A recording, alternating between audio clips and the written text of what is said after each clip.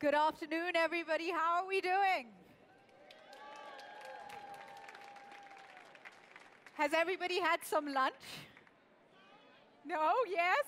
But I see excited faces. We're going to have an excellent discussion this early afternoon as we talk about a seat at the table for the most vulnerable and excluded populations. How do we make that happen? And you know, they often say if you don't have a seat at the table, you may be on the menu. This is so important. I'm particularly excited because we have a man who I see as the man in the arena, one of those people on the front lines to speak with us today. Many of you know who he is, and that's why you are here today. He's seated right with us in the front row. Ladies and gentlemen, this is the motto of his organization. They say, wherever there is a fight, so that hungry people may eat, we will be there. World Central Kitchen. This organization was founded in 2010 by Chef José Andrés. Can we give him a round of applause?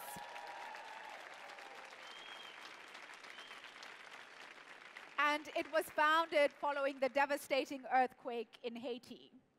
It is a non-profit organization of chefs creating smart solutions to hunger and poverty in the areas of disaster relief, health, jobs and workforce development, and food security. And we're going to hear from him in a short while. But also with us, and to set the scene for us this afternoon, is Alison Evans, Director General of Evaluation at the World Bank Group. Can we give her a round of applause, please? And this organization does some fantastic work around research and data and ensuring that people are able to identify the right things. She'll tell us more about that. Alison brings more than 25 years of international development experience around policy, research, and evaluation across diverse geopolitical and multicultural environments. Ladies and gentlemen, my name is Julie Gichuru. I am a passionate Afro-optimist, and that's why this issue for me is a very important one. We're going to have an interesting afternoon. To set the stage for us, let's give a warm welcome to Alison as she comes up to give us an opening presentation. Thank you.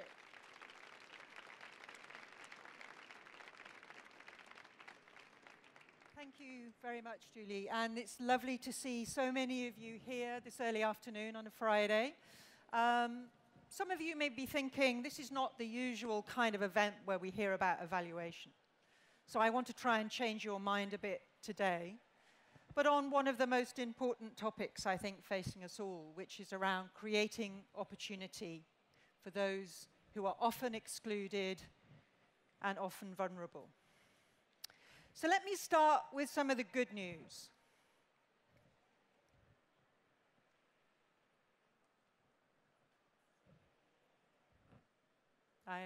There we go. The good news that we know worldwide poverty levels have been falling, and they've been falling for some time.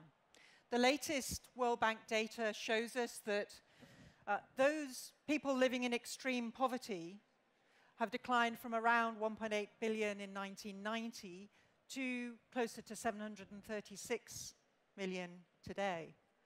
But as this moving map tells us, that same data tell us that there are many countries that are not participating equally in this positive trend. And it also tells us that there are population groups who have a poverty rate today that has not changed for the last decade. And we also know, if we look around the world as it is today, that there are individuals and communities whose livelihoods have been put into reverse by disaster or by conflict. This is where much of the poverty problem lies today. And what we know is that reaching these sometimes excluded minority or vulnerable populations can pose some really unique challenges. Before I go on, let me just say a couple of words about the independent evaluation group here at the World Bank. IEG is responsible for evaluating the work of the World Bank Group and for trying to understand whether the bank group is achieving its intended development outcomes, but also, as importantly, to try and gather lessons and insights from across the bank group portfolio to offer up those lessons to inform future work, how we can do better in the future.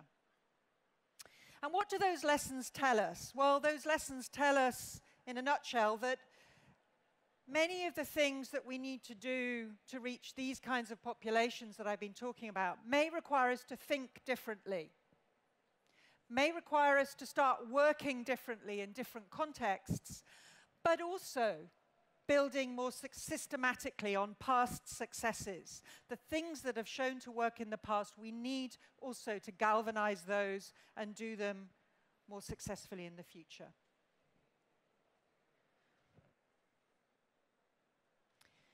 In IEG, we have a number of evaluations.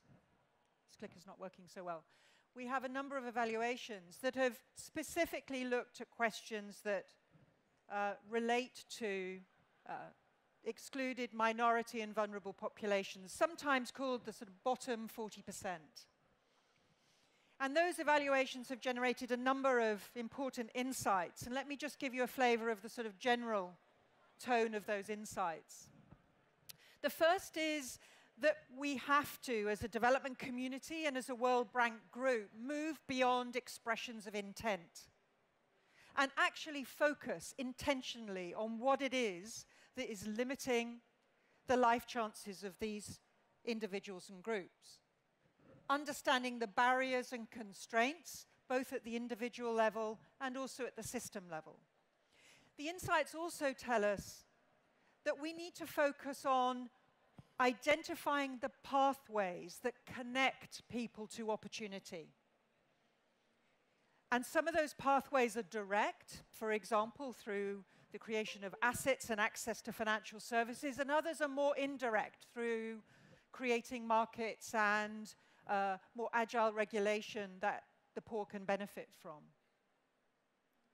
But as well as identifying those pathways, we need to focus more of our efforts on how change happens. Going beyond relying on trickle down and trickle over to being intentional in the design of what we do and the implementation of what we do to reach these particular population groups.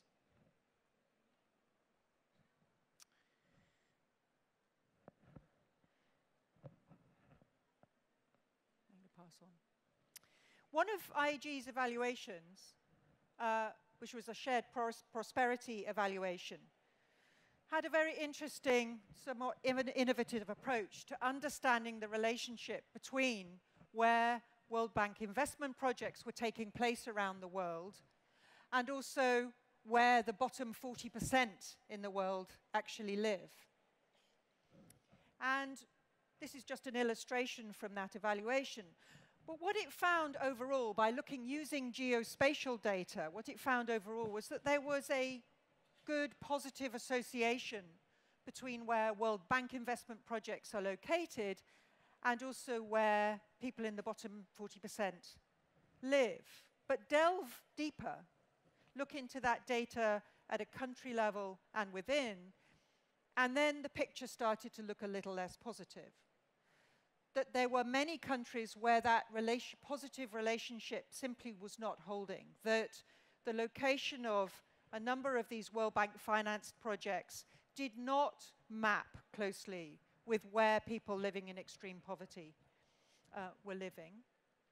And even within countries, and this is an example of a within-country map, there were disconnects between where project resources were flowing and where some of the bottom 40% of people were living. So a key recommendation of that evaluation was that the bank group should much more clearly and systematically monitor the geographical distribution of project beneficiaries and match that with where the extreme poor and the most vulnerable are living. Another insight from our evaluations is that even when investment projects target poor communities, it's not always the case that the priorities that emerge from those communities are the priorities of minority and vulnerable groups. It's often the majority that have the stronger voice. And this reminds us that in many different contexts, vulnerability and exclusion is not necessarily that visible. And we have to pay extra attention to identifying these particular groups. And in some contexts, that could be a young woman, a young mother, a child, or an internally displaced person. It could be an older person, a person from an ethnic or religious minority, a person with a disability. Or it could be persons living in a remote region or a lagging region. And what we know about poverty and exclusion is that often these identities and vulnerabilities intersect. And it's really important that we spend the time to understand how we can work with these communities and individuals better. I'm going to give you 3 short examples from IEG evaluations that give us a little bit of a sense of what the World Bank Group has been able to do and can do to think about connecting people with opportunity, particularly from the bottom 40%. So my first example is from an evaluation we did on early child development, and the example comes from Mafinga in Tanzania, a young mother living in very dire circumstances with a young baby daughter who is seriously undernourished. A World Bank finance project comes to her location offering micronutrients as a form of food supplementation. Really crucial intervention. And that young mother is able to take advantage of that, and over time, her young baby daughter puts on weight, gains energy. Good news. And this is a good story. That's a good outcome. But should the story end there? Because that young baby girl is still at risk in many respects. So the IEG evaluation found that, in fact, in that kind of circumstance, integrating interventions at a number of levels in different ways, coordinating a response, particularly for people who are vulnerable or highly at risk, like this young girl, actually drives much greater impact.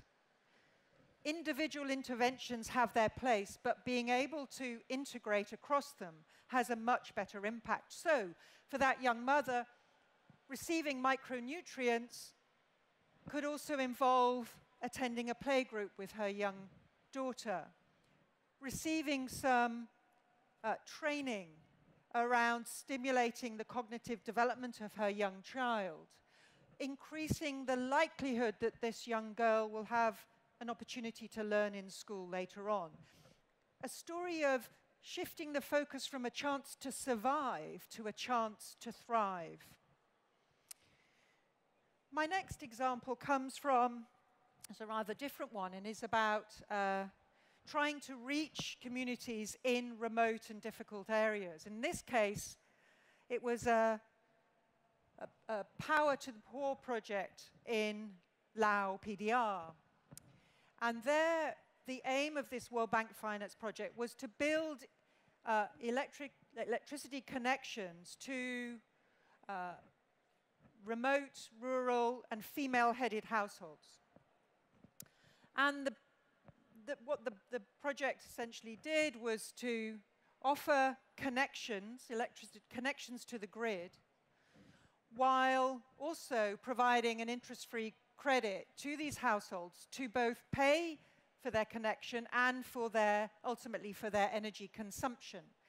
And what was key about this is that what they were offered was a fairly basic low-voltage connection, but also the chance to repay the loan they received at the same level of payment that they were already expending on traditional energy sources, which was for diesel lamps and candles and batteries, which were the usual sources of power.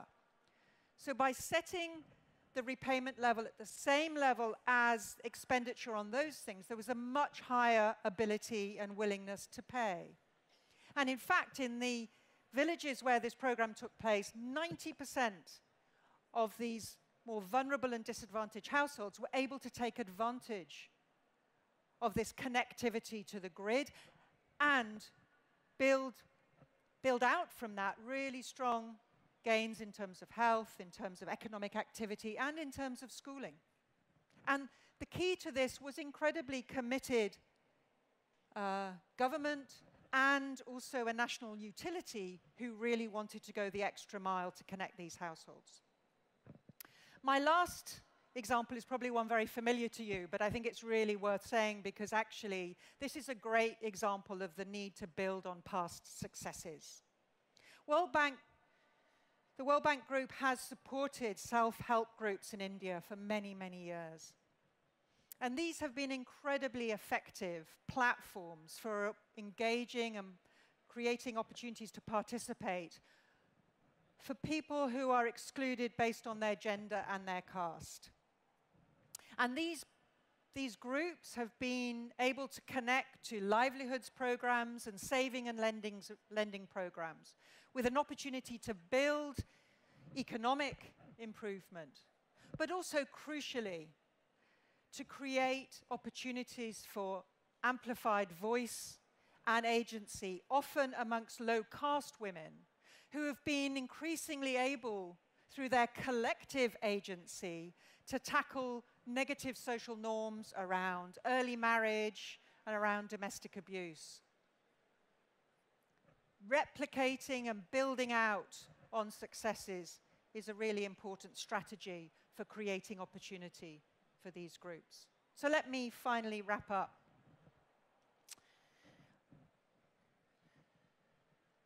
If I want you to go away with one message from my opening remarks today, it's that we need to be very intentional about the way we think about creating opportunity for vulnerable and often excluded groups. We, the World Bank Group, we, the international community. We need to focus on what it takes and how to make change happen, and to follow that through, all the way through the implementation cycle. And that applies to us in evaluation also. We need to be asking what, how, why, and for whom. In IEG, we hope to play our part in building lessons of experience that can speak to this agenda. But now, enough of me. Let me wrap up by just saying a quick word about our next speaker. Somebody who has vulnerable populations in mind all of the time, who has also built a really impressive infrastructure to help and try and connect and create opportunity for these vulnerable groups. So from evaluator to practitioner, let me hand the stage over to Chef José Andrés from the World Central Kitchen.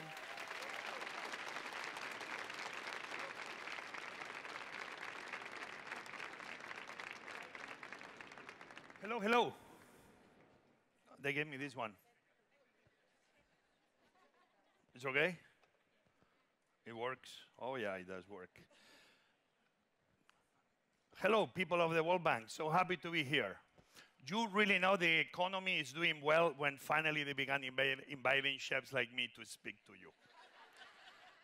Yes, I know some of my restaurants, they have difficulty reservations and speak to me after, so I guess it's the only reason you invite me.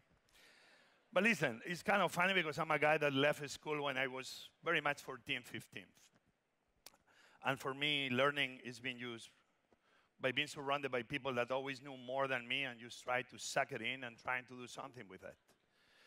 Very much, I'm a chef, I'm a cook that I cook for the few, but don't tell me why.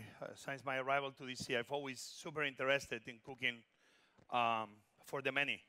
And Washington for me was important for many reasons. Not only I met my wife, but I met this guy called Robert Egger, the other love in my life.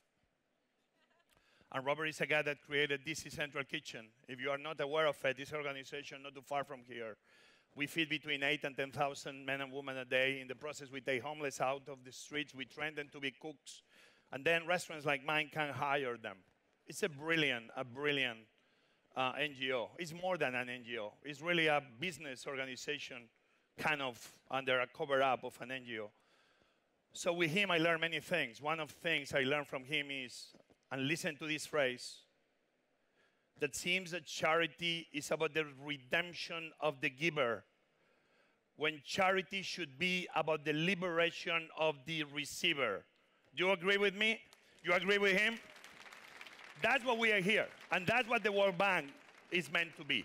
And that's the reason that all of you want to be here, to make sure that we are able to liberate every single man and woman out there that need us to perform and to succeed. And more important, help them succeed. So this is very much a little quick story of World Central Kitchen. We are one more NGO. Why we did it? Because we felt was nothing like World Central Kitchen. We only have one mission. We show up in emergencies and we feed the hungry. It's very simple. Everybody understands it. Guess what? It's millions of cooks like me around the world willing to join the army. The only thing we had to do is create a platform with a very simple message. If people are hungry, let's feed them in emergencies. And my problem now is when I tell this to my teams, they go and they began doing it. And it's like, wow, it works. Imagine if to everyone in the World Bank, they will tell you, do whatever you want tomorrow, but eradicate poverty. We give you 24 hours. Wow, you're free to do whatever dream you have. You may fail in many projects, but you'll succeed in many others. Sometimes it's what we did at World Central Kitchen. Began being with a very clear mission and start moving. We show up in Haiti a few weeks after the earthquake, and I did what I know. Began cooking in partnership with some local Spanish NGO in some of the different camps they were managing. I began bringing with me solar cook stoves. I'm a big fan of those, even I'll tell you how we are not going to be feeding the planet only using solar. But nonetheless, I began using what is clean cook stoves, anything that was not using charcoal, but feeding people in the process. We began taking care of children. If we don't start really investing in children today, it's very hard to be thinking about the future tomorrow. And we began not only doing the post-earthquake feeding mission, we saw that we were not going to leave Haiti anytime soon. So almost 10 years later, still we are there. And we started doing what this event, this spring meeting is all about, creating opportunity for vulnerable and often excluded populations. We didn't only work in Port-au-Prince, we began going far away. This is a beautiful place in Palmis-Tampé, near a little town called Fomberet, near the border with Dominican Republic. If you've never been there, I don't know what you are waiting for. Actually, these spring meetings maybe should be happening in places like this, because it's almost where immediately we can put into action the things we're dreaming in this type of meetings. But here, what you see there is one of the only 3 buildings in an entire community of more than 10,000 people. This was a dining room that became the social gathering of the community next to a school. Children that were not coming in quantities to the school, in the moment we began giving them a plate of food, all of a sudden children were showing up out of nowhere. In the process, they were receiving proper education. In the process, they were receiving proper nutrition. We did things that we tried, that we dreamed. What if we produce a percentage of the vegetables and fruits we give them? We did a farm. We fell because there was not enough water. We keep trying. We keep digging for water. We try to bring water. Sometimes we try to plant the farm, but it's not working 100% as we dream it. You know, sometimes it's good that NGOs or big organizations, we recognize when we fail. Winston Churchill said it best, that success is going from failure to failure without losing enthusiasm. I think it's okay to be sharing when you fail, and you share it openly so others can be learning from your failures, and you can keep trying to try new ways to achieve success. And in the process, everybody was eating in our places with charcoal. But in the process, we thought bigger. What if in the process of feeding people, we try also not only to feed the hungry, but solve a second problem with this cooking with charcoal? We began partnering with local for-profit organizations like Switch, and we began bringing gas to schools, moving away from charcoal and putting gas into many schools around Port-au-Prince and other areas. We impacted more than 120 schools that to this day, they still all are cooking with gas. In the process of helping them after an emergency, we began being part of the community and trying to be active and successful in other areas. And here is what we have. Kitchens that are fully gas. The women don't have to wake up so early in the morning. They don't get burned. They don't inhale the smoke. Their children are healthy because they don't cook with them in the hands and they inhale. They don't cut trees anymore. Deforestation, we hope and we dream that one day will stop. Young girls don't go to the forest to pick up wood when they are too poor to buy charcoal. All of a sudden, when the rain comes, doesn't take the topsoil when the water slides down the mountains, taking away the fertile soil that then doesn't give possibilities to a new good crop. That's the many, many amazing things that the clean cooking. But then we did more than that. We wanted to be part of Haiti. We've been, again, 9 years there.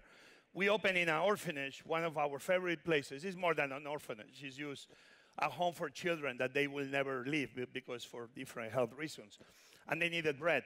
We did a bakery, not only to feed the children, but we are with the mentality of the for-profit. We create a bakery that we try to start selling bread. So in the process, we could make some money to keep the orphanage running. We opened a restaurant to achieve two things. They had a little fish production facility. The children had protein. But what if we made another social business that could keep making money and also bring some stability to an area that was so-so? Amazing how a restaurant sometimes can bring stability, not only in Washington, D.C., but in very poor parts of the world, in this case, outside Port-au-Prince. We created a school for young girls so they could come out of the streets and stop using charcoal and hope that the tourism in Haiti that one day I think is going to be forever increasing, we will start training the future labor force of every hotel and restaurant. This is the kinds we did in the last 9 years. Then this is the type of thing we do. When the hurricane happened, Maria, Puerto Rico, over 2 years ago, we responded there. Nate, who is our executive director and best friend now, he came with me back then. He was not in Central Kitchen actively. And guess what happened? We went for a week, I told my wife. The problem was so big that 3 months later, we were still there. The entire island was hungry. The entire island was without electricity. The entire island was without water. At the end, remember what I told you at the beginning? We only had one mission. Let's feed the hungry. And we began opening kitchens. We went from one kitchen to 26 kitchens. At one moment, 18th, functioning at the same time. We went from 20 friends the first day to 25,000 volunteers. We went from 1,000 meals a day to 150,000 meals a day. At the end of the mission, we almost did 4 million meals. If I tell you the truth,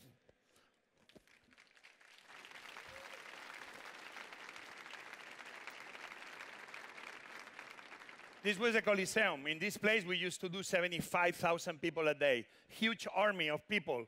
This was the map we did. There you could see all the kitchens we had and all the different places that we were interested, like the bakeries. We needed the bakeries to be functioning. We would try to help them to get generators so they could produce bread, so we had bread to make sandwiches.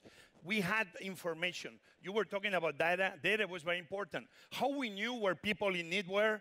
When the credit companies were sharing with us the data, where there is no credit company, credit cards being used, and snaps or the food stamps cards being used, well, you know that or people are very poor because they don't have credit cards, or you know that they are very hungry because they are not able to cash the SNAP cards. Information and data was vital for us to know what communities across the island were in need of a plate of food. And we used technology and whatever else we could. Food trucks become our angels. We had more than 10 food trucks that they will go every day all across. But we didn't only use food trucks. We will be using the Navy, the National Guard. We will use in the military, the Army. At the end, we will use every single volunteer that had a car. Everybody became for us pure distribution. And this was teams and teams. We had 4 lanes a day in that one main kitchen. The number of sandwiches we were doing every day was unbelievable. Every day we kind of were beating a record. And it's very important to create this sense that you are one team. It's why we all like, especially here in the World Bank with so many people around the world, soccer, football so much. We all love to root for a flag. We all love to root for a shirt. Here we were all rooting for the same team. We were all one. We were people that we were trying to feed anybody that was hungry. Oh, I went quick, back. And then we didn't leave Puerto Rico. To this day, we were very happy to announce that we kept in Puerto Rico after the need went down, helping farmers. Puerto Rico imports 90% of their food. We are working hard to make sure that Puerto Rico one day will dream to don't have to export almost any fruit and vegetable. We're dreaming high. Even if we achieve only halfway the goal we are trying to reach, it'll be a success. So we invested in almost 40 farms because they were not able to get loans from the traditional banks, and those men and women were about to be leaving the island. We began giving them little grants from $5,000 to $20,000. We were able to keep 40 of them up and running, producing many acres of fruits and vegetables. We put $4 more million. In the next 2 years, we're going to reach 220 farmers of different types, from hydroponics to fruit trees to fishing co-ops, et cetera, et cetera. So you see, we went there for the emergency. But in the process, we learned what the people needed because they were telling us. In the process, because we connected with the community, we were able to keep helping the community, making sure that one day Puerto Rico will be food independent. And then Guatemala. When Guatemala happened, the teams, they went. Now they don't even wait. Where are you? I'm here already. With whom? With 4 more people. And what they do is only one mission. What we do, we feed the hungry. Because the mission is very clear, everybody is able to organize very quickly. What do? We don't plan, we don't meet. We arrive and we start feeding. Before we knew, we were cooking like 48 hours after the volcano exploded for the people around Escuintla and Antigua. And this is the map. We love maps. There we had almost 31 shelters, hospitals, or schools that we were feeding. We were, the first NGO really arrived, and for, I would say, a few weeks, the ones taking care of the military, the first responders from Guatemala, and many of the shelters and the people.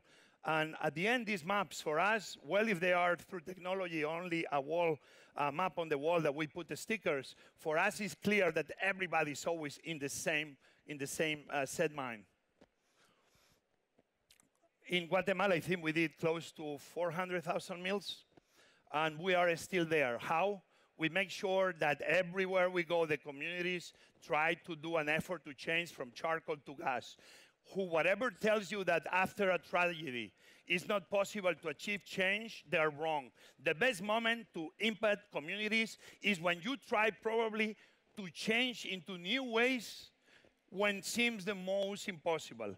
We've been able always to be successful trying to change from charcoal to gas in the most precarious situations. It does work. Why? Because people want to dream of a better future, and sometimes gas is this better future.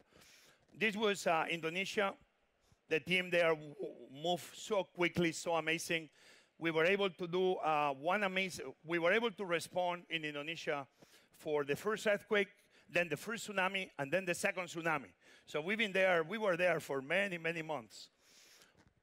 And every time we go, we adapt. There we were doing close to 10,000, 15,000 meals a day in every one of the missions. Always using locals. We love to use locals, and they want to be included. Sometimes in these emergencies, you know what happens? That people come from the outside. And we seem never to ask the locals, what do they need? Who needs help? Who needs food? We always bring locals because locals know best how to give them help. We come too often with the mentality that we know better. And more often than not, we're wrong. Listening to the locals, how their help should be applied, is the most effective way to provide aid.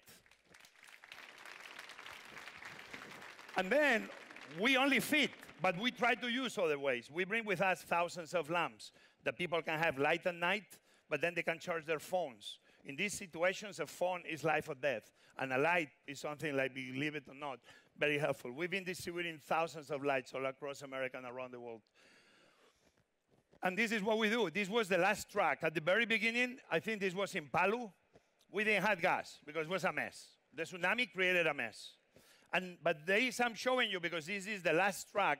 On the first few days, we had to cook with wood or we didn't have any other way. But few days after we began cooking with wood, we were able to install the first gas kitchens. If you want, you make it happen. We always want to make it happen, so we always try hard. And usually, any part of the world, you are always able to achieve change. I want you to hear to this video. Hambre, yo no tenía con qué comer, no tenía que darle a mis hijos y por eso salí. Muchos alimentos de los cuales damos, niños de 3 años no los conocían. Un ejemplo muy claro es el de la manzana.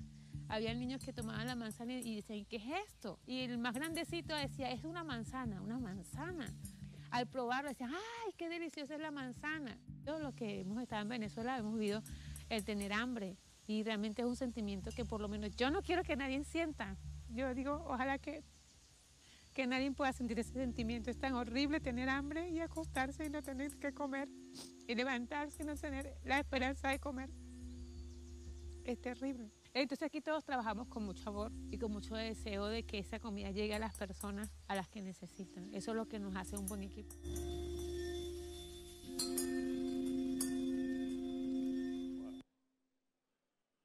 So, this is Desiree. She's been one of our amazing leaders. We went to Colombia. We opened 2 kitchens, one in Cúcuta, one in Pamplona, near Pamplonita. If you are from there, you know it. They have the best blackberries in the world and probably the best oranges I've ever eaten. And I'm from Spain, and we have good oranges. But this was another one. We saw that was a need between Cúcuta and Bucaramanga. Even the need goes beyond to help, especially women with children, walking hundreds of kilometers looking for a better life. So we arrived there, and we tried to cover the needs of the different shelters, refugee camps, and people as they walk. We provide sandwiches, we provide soup, we provide food, we provide gas. We are an organization that we are not official, we are not supposed to be there, but we try to cover the blind spots. That's what we are doing there. We are trying to learn how can we help Venezuela further, but this will be a conversation for another day. And then it used to be ending this Mozambique. I just came back from Mozambique yesterday. I spent there a week with my team. The team has been there over almost 3 weeks, over 3 weeks. And we have 2 kitchens in Beira.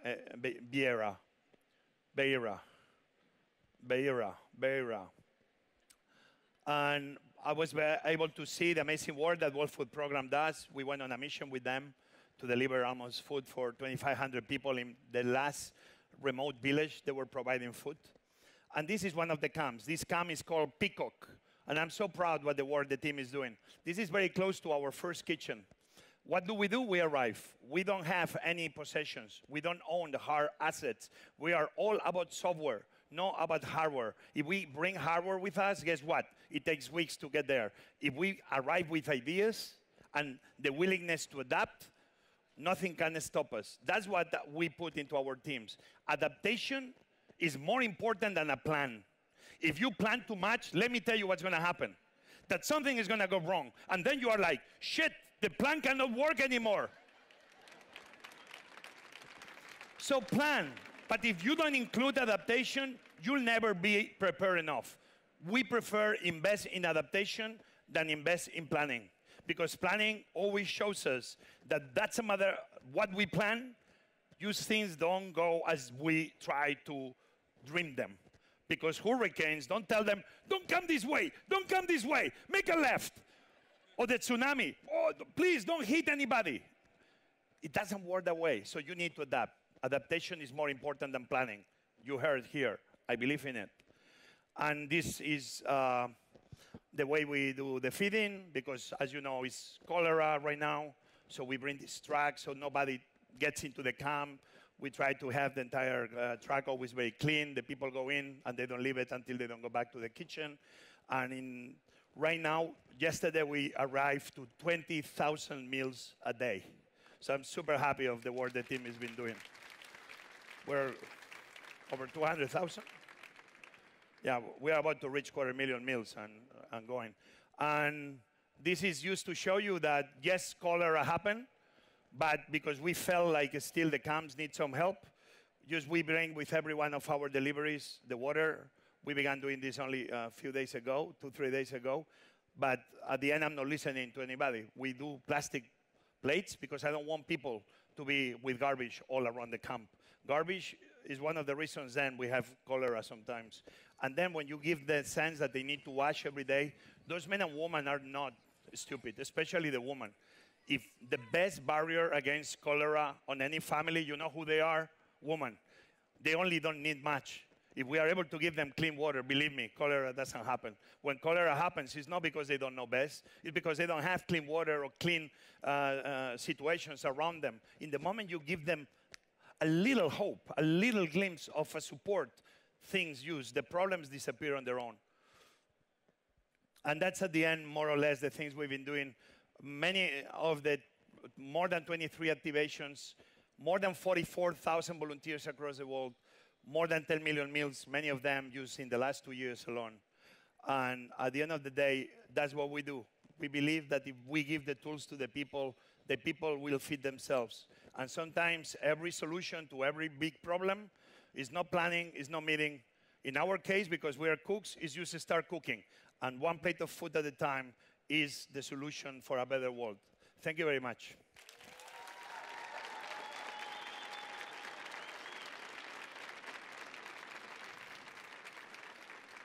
Wow, I'm totally inspired. One plate of food at a time. There's so many quotable quotes there. But I think perhaps what's most important is the fact that just get started, right? Adaptation, adaptation, be ready, move in, do it.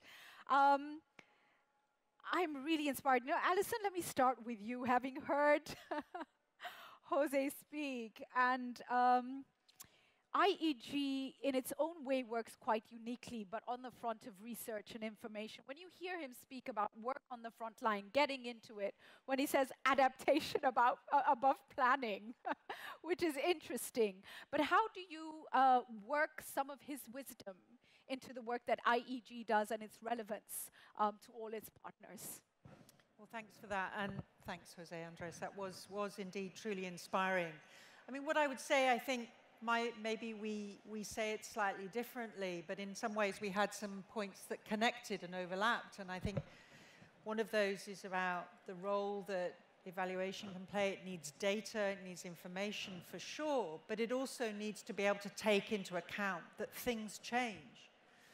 That, you know, even with the very best objectives in mind and the very best intentions as we start out an intervention, it's really important that there is built in the capacity to change, and we as evaluators who will come in at a later point to find out, well, did it work? We need to be able to take that into account into what we do, because you're right, you know, planning has a role, but it doesn't always work to plan. So one of the things I take away from Jose Andres' talk is, along with, it's really important we know where these groups are. We need to be better at understanding where to look and where the most vulnerable are likely to be, whether it's in a disaster or in any other setting. We also need to make sure that we have the methodologies to be able to take into account adaptation and change and course correction, and also to have an open conversation when things don't work, right, and learn from that. And I'd like to think that's something that we are committed to in IEG. Thank you. So, you know, Chef Jose, I want to thank you for going into Mozambique so early. And you know, I would be fascinated, and I think a lot of people here would love to understand, how do you identify the situations you go into? And also, how do you identify when it's time to move out. Although now what I've learned is you don't really move out, you evolve. You know, you shift, you change, you evolve. But how do you identify these situations?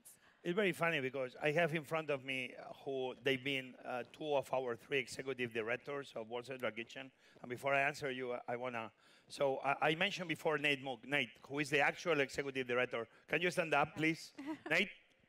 Yep. Yeah, you can clap. But everything has a beginning, right? And the beginnings are never easy. And actually, the World Bank and World Central Kitchen, we are one, and you don't know it. Wow. Let me tell you why. Because the first person was my executive director, or I work for her, because was an amazing woman who worked at the World Bank. She took a sabbatical, and without her, many of the projects you saw in Haiti, they will never happen. Wow. She helped me really move the organization forward and allow us to do what we do today. I want you to help me give a big round of applause to a World Bank amazing talent woman. Fredes Montes, please stand up. Woo! Yeah, you are. Without her, it wouldn't happen. And I love you, Fredes, for it. And so we're in Washington. The question was great, but let me tell you what's really important to answer. No, that was a joke. My jokes are very bad. You know the politicians, they always answer whatever they want. You got the joke, finally. So hard, you people. We need more jokes at the World Bank, but good ones, I guess, yeah. So it's funny because we're still a very young organization. Right. Sometimes we go into the projects and we don't even have money in the bank to take care of them. Wow. But at the end, think about it, right? I think we are in this moment that when we believe we can be an agent of change, we like to show up. In the fires in California, there we were. In the volcano in Hawaii, we show up. In every single hurricane in the States lately, we are always there. And we are usually the first and the ones that reach the most. And we are not official. And sometimes some people not too happy that we show up. Oh. And I'm okay with it because you know who is happy? The people that are hungry. Right, right. And at the end is who we serve for. So we believe that we're going to keep growing. Right. As you see, 10 million for a small NGO is a very big number. Fascinating to see the numbers we are able to reach.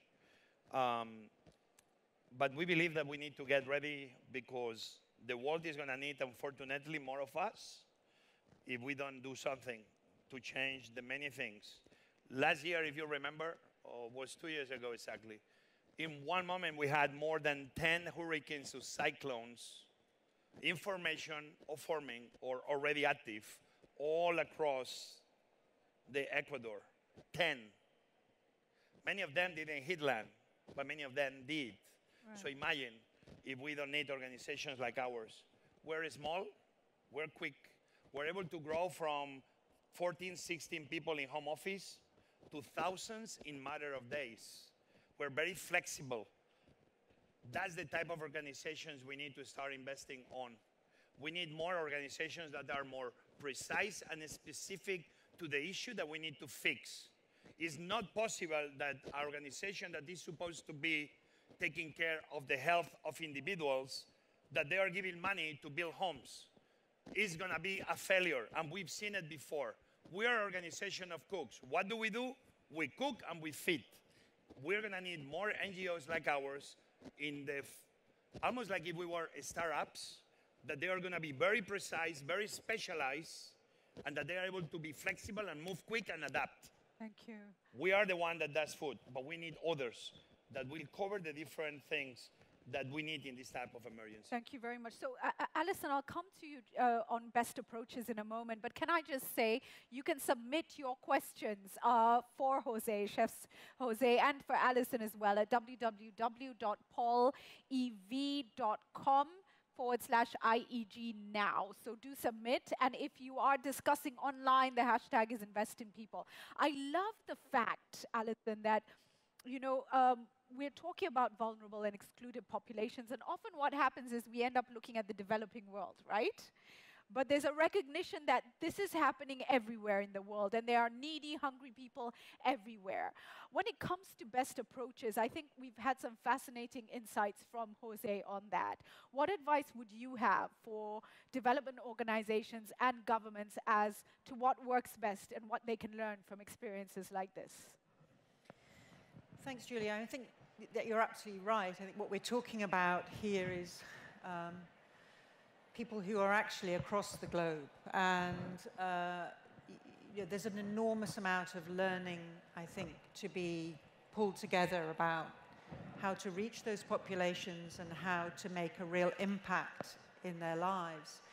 I think the kinds of things we see through IEG evaluations very much point to this need to be very intentional in the design and implementation of initiatives so that you know who you're trying to reach. This idea that you can simply leave it up to, like I said, trickle down or trickle over is something we're learning that often doesn't work. So there's a real need to be intentional.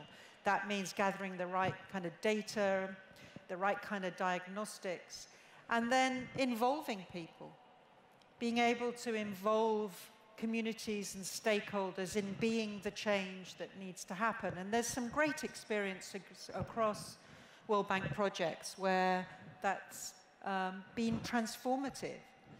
But we need to learn from those and see if we can replicate them. And Jose, we were chatting before we came down here, he said he has this idea about multipliers, about how do we multiply. And we have a language in development around replication and scaling, but it's the same thing. How do you go from small, something that maybe affects a community, to something that connects a district or a province? And I think that's the challenge that we're all facing, but there are great building blocks for us to build on. We need to find them, and we need to amplify them. So I love the word intentionality. I was speaking to some young people in Nairobi the other day, and I was speaking about parenting. And I said, mother and child health care starts with intentionality around having children. And it's fascinating because their eyes lit up. It hadn't occurred to them. Decide, don't just go into it.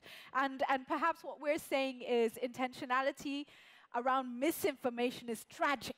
So we need the right information to drive us in the right direction. I come back to you, Jose, now, and I'm fascinated with the idea of training that works. So you do a lot of training.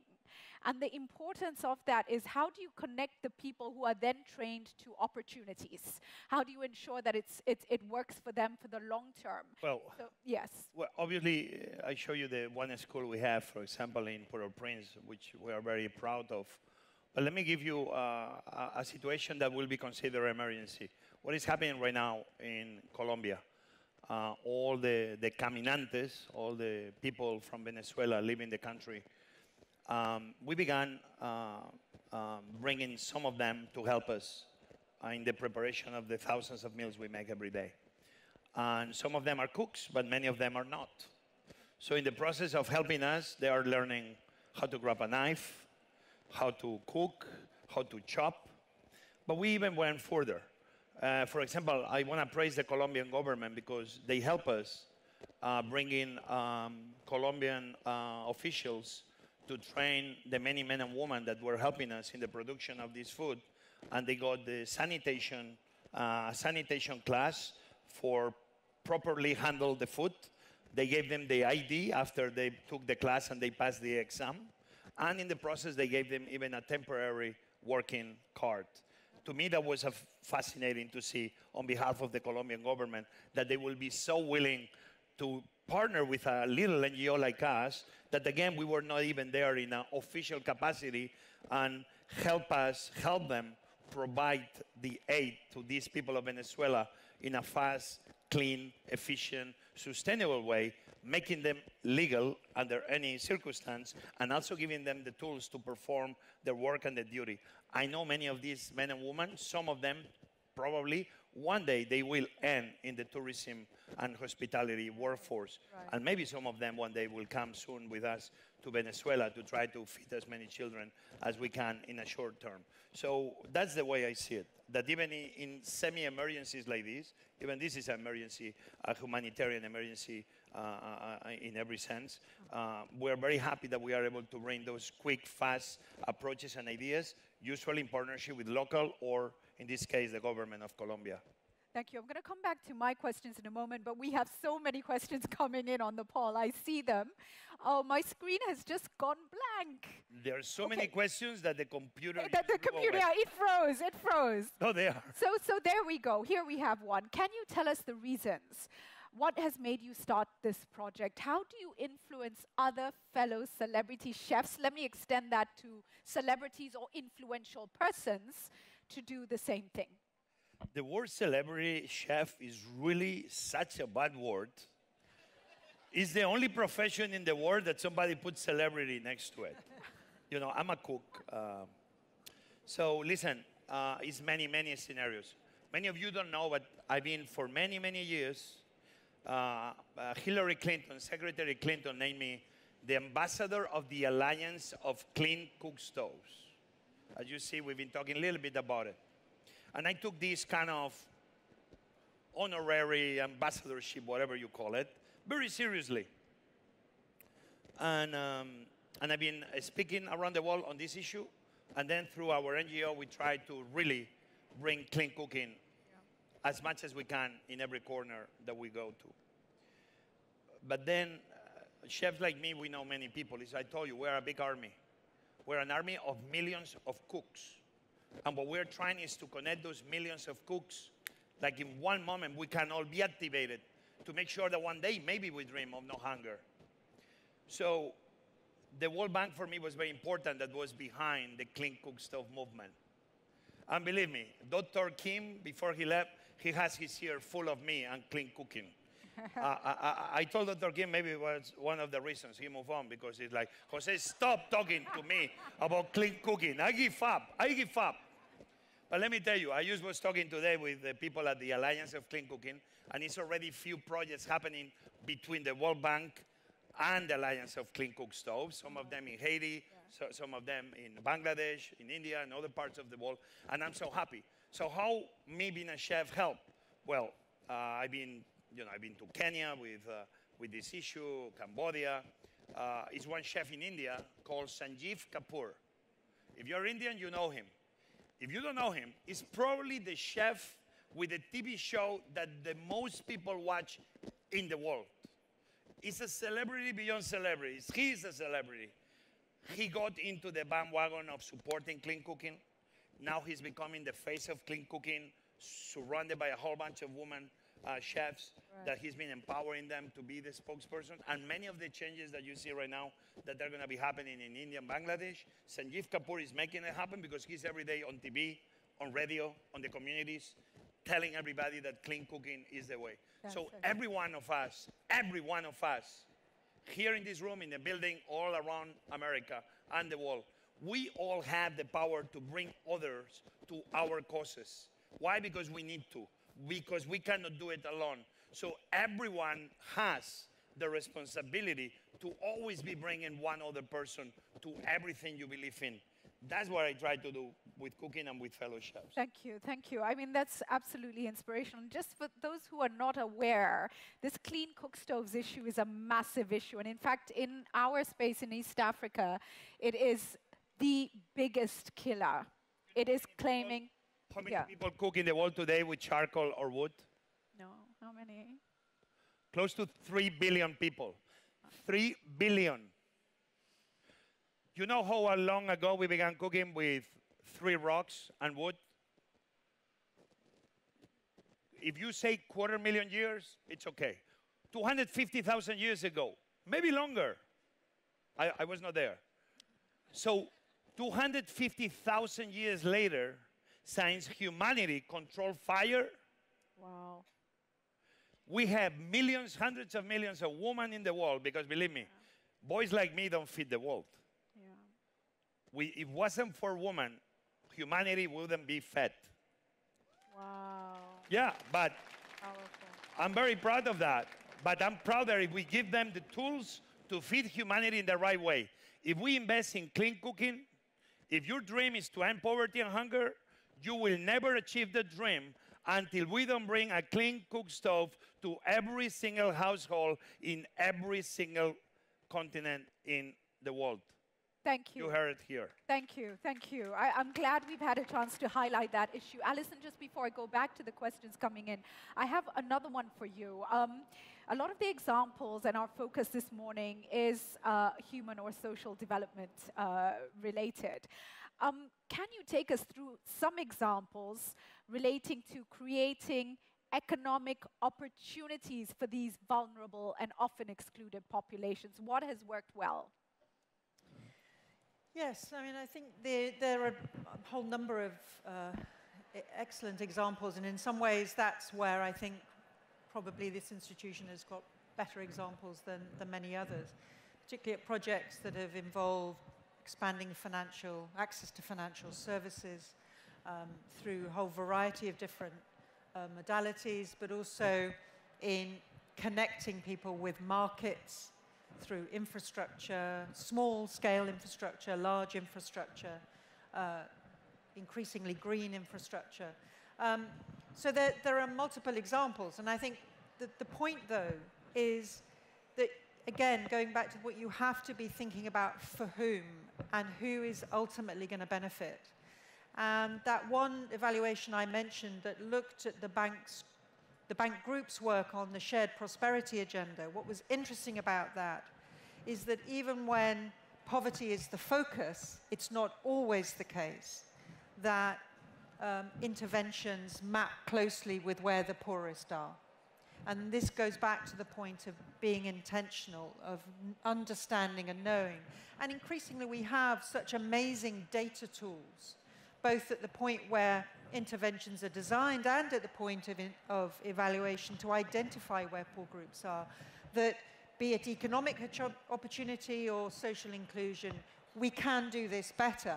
And I think, in the area of finance, in access to markets, in infrastructure, we have lots of good examples where people have been able to be connected with opportunity and sustained opportunity, which of course is really important. Right, thank you for that. Fascinating questions coming in. You've traveled around the world. What is your message to young people on how food and cultures can connect differences and discrimination? Can we still do that, and how? So your experience with food and culture and how it brings people together. Wow, with so many questions, and you pick this one. Listen, I'm about to quote a guy from France, and believe me, a chef from Spain doesn't quote French people in the open. I mean, it's a culinary rivalry, you need to understand it. But this person in 1826, he died, I think, that year, 27. His name was Brillat Savarin. And Brillat Savarin is the guy that said, tell me what you eat, and I will tell you who you are. Did you hear this phrase? So it was a French guy, believe it or not. It's a very powerful thought. Yeah. Because really we are the mirror of what we eat, what we cook, our traditions, that then goes beyond that, right? This same person, he had even a more powerful phrase. He was more a philosopher than a cook. He said the destiny of the nations will depend in how they feed themselves. So as you see, powerful guy putting food. But nothing I saw the importance of those two phrases as I was one day cooking in Haiti with whatever I got. Was my 4th day after I arrived in Haiti, my first time. And I was cooking those beans, and I made this huge bean stew for around 250 people in this one camp. All the women came to me 4 hours later with the help of a translator. And the translator told me, Jose, they're very honored of how much hard work you're putting trying to feed them, but they don't like what you're cooking. And I'm like, what's going on? Well, you're making these black beans, but they don't eat them like you are. They don't eat them whole. They love to make a puree. And they love to pass them through a strainer, and they are very smooth. And then they love to put that like a sauce on top of the rice. Do you have a problem doing this? Like, sure. How are we going to do this? We don't have materials. No matter what, somehow they began getting balls and rocks, and they began smashing the beans. They were hungry, but 4 hours later, we were still smashing the beans. And then we got USAID's rice sacks, and they began passing it through the rice sacks. Wow. Another 2 hours. They were singing. At the end, the sauce was perfect. Wow. And they were eating, and they were happy. It's what I said before, right? That sometimes we come from the outside, and we don't listen, and we try to think what they want, think what they need. For me, this probably was one of the best MBA on-the-ground experiences I ever received in my life. And from now on, I always apply the same. What do you need? What do you want? How can I help you? Wow. And when you hear what they have to tell you, believe it or not, what you give them is much more productive than if you give them what you think they need. Wow, that is so powerful. And what I captured there is the importance of dignity and respect, right? So important. I love this question. How do you access inputs, local produce needed to cook in disaster-affected areas? And I think this is an important one because you really want to give value to the local input and not compete with that local input. Listen, right? This has been the question that many people have been having, right? That we go, when we went to Haiti, Puerto Rico, and everybody is like, Jose, how did you got food? How did you, because if you heard the news, it was like total disaster, right?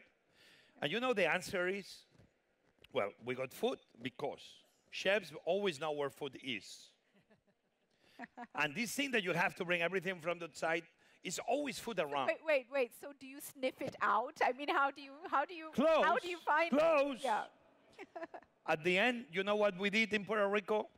We knew who was the biggest distributor of food. We went to the private sector. I got a meeting of the 20 biggest private sector owners of the island. We met together in the back of the lobby of the hotel. They told me, Jose, it's not going to be a problem with food. I gave them my credit card. We opened a line of credit, and we never had a problem with food in Puerto Rico from day one. Wow. No, what I mean sometimes is, seems the problems are super big, and what happens is that the people that come to help from the outside, they don't know what's going on in the area they're trying to help. And they're trying to bring the food from overseas. Yes. When sometimes you have plenty of food locally, believe it or not. Obviously, after certain emergencies, it's not easy. But even, for example, in Indonesia, or now coming back from Mozambique, teams always have access to food locally in the places we try to help. What we need to do is partner with the locals, that they're going to tell us what's going on. Right. If we come without locals, we are blind. And if we are blind, we can never provide help to the people we are trying to help. Thank you. Alison, this is such an important point because looking at the development world for decades, for instance, in the Horn of Africa, we have another drought. And a lot of food for a long time was coming in and we weren't building local capacity. So this issue of really sourcing local input, local knowledge is critical. No, absolutely. And I think many of the evaluations we do very much zero in on the extent to which local capacity is being identified, but also invested in for the future. And of course, there's many levels at which that needs to happen. I noticed a few of the questions here point to what's the role for institutions? Where's the public sector in these scenarios? And I think just going back to the one example I gave around connecting electricity, making connections to female-headed households.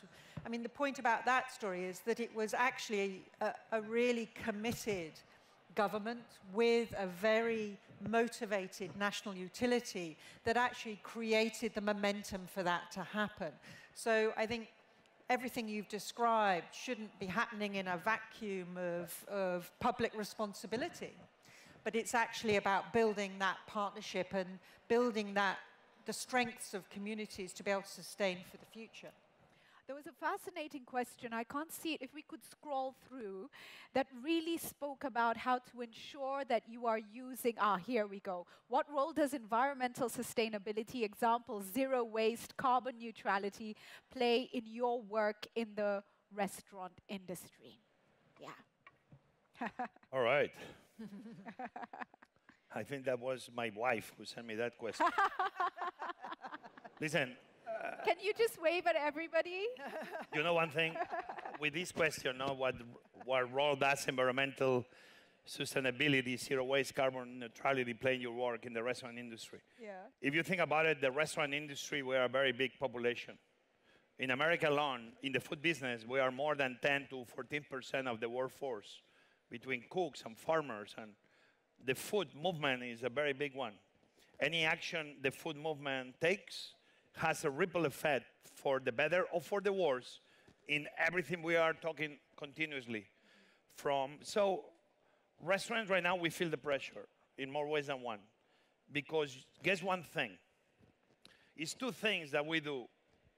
Only two things from the moment we're born to the moment we go to a better life, which is breathing and eating.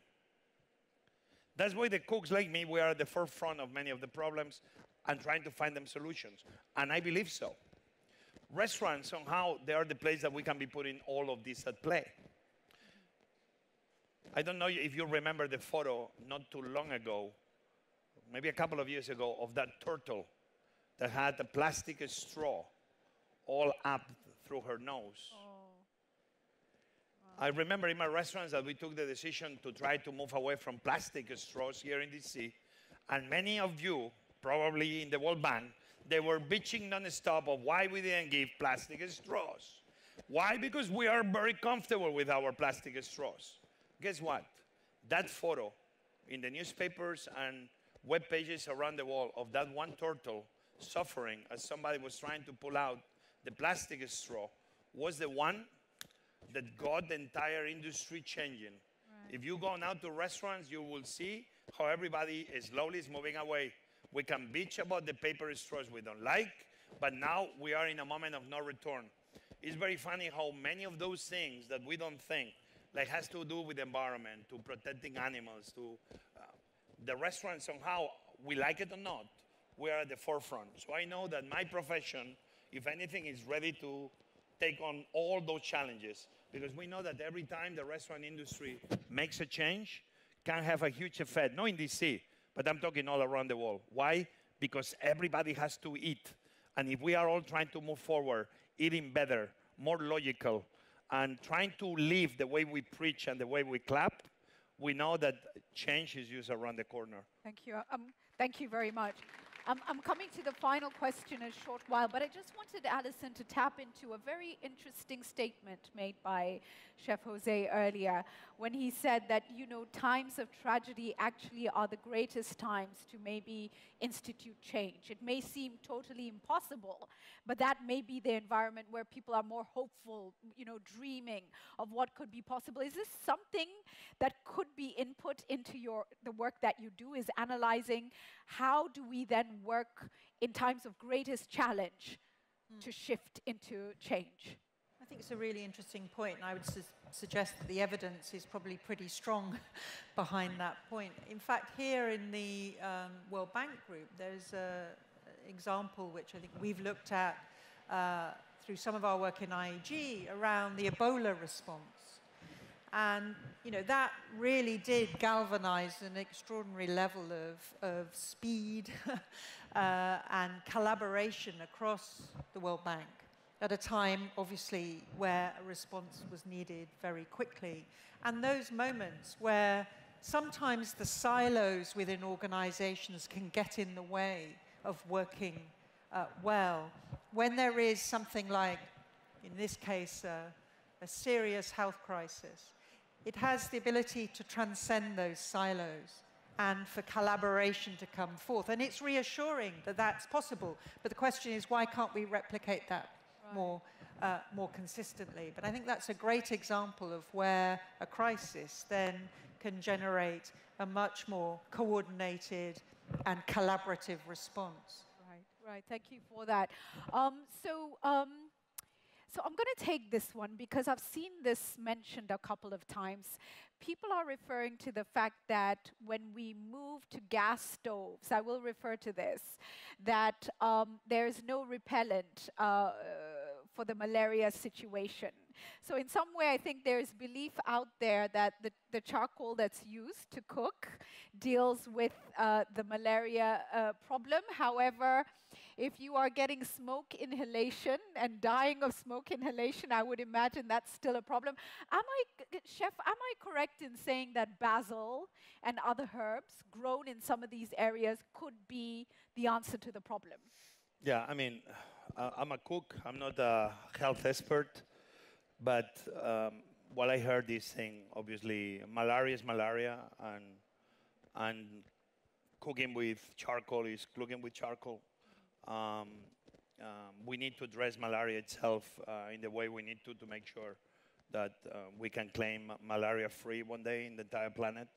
Right. But one doesn't go in this sense with the other, right? It's plenty of places that they cook with charcoal that they have malaria. So that's a big belief that, quite frankly, is not something I will agree with. Or to say that we're going to be fighting malaria just with burning charcoal or wood all over will be the way forward. So for me, I think we need to tackle malaria as one, and we need to tackle clean cooking as the other. And then we will be in a better place. Thank you. Thank you for that. And just to clarify, I know that in Kenya, I was recently with a Rotary in Nairobi, where they're getting basil, rosemary, and all these different herbs, and they're growing these in communities to deal with that situation in a natural way. And please, let's not tell vulnerable populations that they have to choose between dying of smoke inhalation or malaria. It's just wrong. So I come now to our final question. And before I ask this, let me just share an African proverb. An ant on its feet can do more than an elephant lying down. We all have a role to play, no matter how big or small we think that we are. And so this final question captures this perfectly for us, I think. What advice do you have to give to someone who wants to start their own startup to feed the less privileged, wherever they might be? They might be small at community level, they might be big, whoever they might be. What advice would you give them? Well, the advice I will give to any young person that wants to get into the feeding business is a great news, people. By the year 2050, we're 9 billion people, and guess what? We all have to eat. So there is only bad opportunity. Anybody that can do it in a conscious social business way, especially in the poorest part of the world, they are in the right business. We need to find ways to be helping them. I would love, as many friends as I had over the last 25 years I've been in DC from the World Bank. You guys, all my friends, everybody always tells me about how big are and how impactful they are, the projects that you work on. But sometimes they are so big that it takes forever to see the light that the project is finished. And sometimes years pass by and it's good what you're doing, but the impact is going to be seen only many years down the road. Startups, I do believe, is the way forward to change many of the problems we face in the world. It would be great to see the World Bank moving more and more, slightly, a bigger percentage maybe than what is now, into supporting more startups around the world, where you can see action and reaction immediately, where a little investment you see that can help improve the lives of small communities all around the globe. Something like you come, and as you come back from your mission around the world, you scream into this atrium, "We succeeded! We did it!" every single day.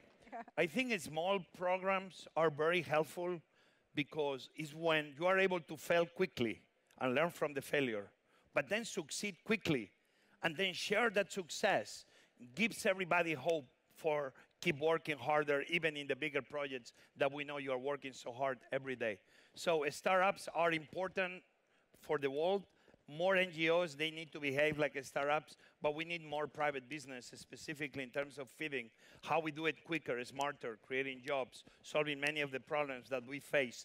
Feeding humanity shouldn't be creating problems. Feeding humanity should be solving the problems. And I think you guys, in this building, in this room, you are at the forefront of making that happen. Let's try to give more dollars to those smaller startups that can achieve quicker, faster success, and we can see it and enjoy it year to year. Wow, very powerful. Thank you, Alison.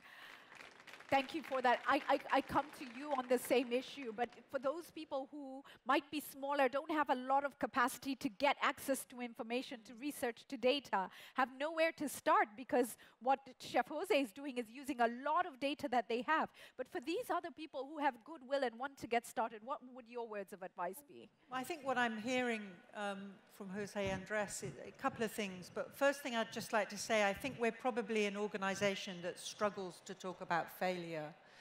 And I think we've got to make it more acceptable to have open and honest conversations. I mean, failure is a big word, but let's at least have that level of candor and that willingness to engage around things that maybe didn't work to plan, but we can learn from and build on. And I think, you know, we in IG have a responsibility for that, and so does the rest of the World Bank.